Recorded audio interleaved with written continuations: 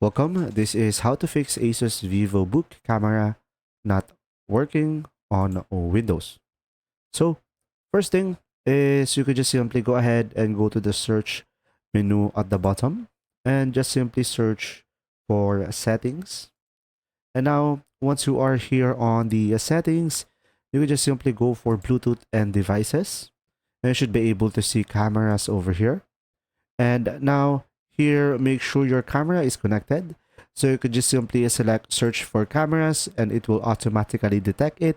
Or you could just simply select add a network camera if that's what you prefer.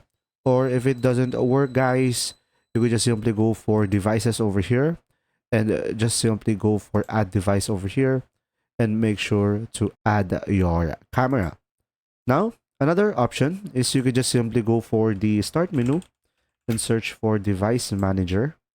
Now from here, just simply go for display adapters. And now just simply select this and just simply select update driver and search automatically for drivers. And mostly this fixes the issue. Another thing is just simply go to the settings and here go for privacy and security, scroll down, go for camera, and from here make sure to allow permissions on a specific application that you are using your camera. I hope this video helped you understand more. Thanks for watching.